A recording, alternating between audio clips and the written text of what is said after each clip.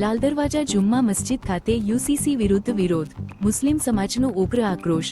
અમદાવાદના લાલદરવાજા વિસ્તારમાં જુમ્મા મસ્જિદ બહાર આજે યુનિફોર્મ સિવિલ કોડ વિરુદ્ધ વિરોધ પ્રદર્શન કરવામાં આવ્યું. મુસ્લિમ સમાજના લોકો મોટી સંખ્યામાં એકત્રિત થઈ આ બિલનો વિરોધ કર્યો હતો. પ્રદર્શન દરમિયાન આક્ષેપ કરવામાં આવ્યો કે યુસીસી બિલ મુસ્લિમ સમાજને ટાર્ગેટ કરે છે અને તેમની ધાર્મિક ઓળખ પર અસર કરે છે. પ્રદર્શનકારીઓએ કહ્યું કે આ પ્રકારના કાયદા લાવવા હોય તો તે કેન્દ્ર સ્તરે અને સર્વસમાવેશક રીતે લાવવામાં આવે. સાથે જ સરકાર પર અવાજ દબાવવાનો પ્રયાસ કરવાનો પણ આક્ષેપ કરવામાં આવ્યો. મુસ્લિમ સમાજે ચેતવણી આપી કે આ મુદ્દે વિરોધ ચાલુ રહેશે અને આગળ વધુ ઉગ્ર આંદોલન પણ કરવામાં આવશે. प्रोटेस्ट कर रहे हैं, क्या पूरा मामला है ये बताएं। यूनिफॉर्म सिविल कोड जो बिल लाया जा रहा है, बिल का विरोध हम तब तक करते रहेंगे जब तक ये बिल वापस नहीं लगेगा.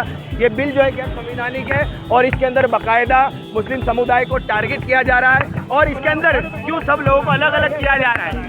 अगर बिल लाना है तो सरकार सेंट्रल लेवल पे लाए. सरकार ये तानाशाही कर रही है, पुलिस को आगे कर रही है और हमारी आवाज़ को दबाने की कोशिश कर रही है.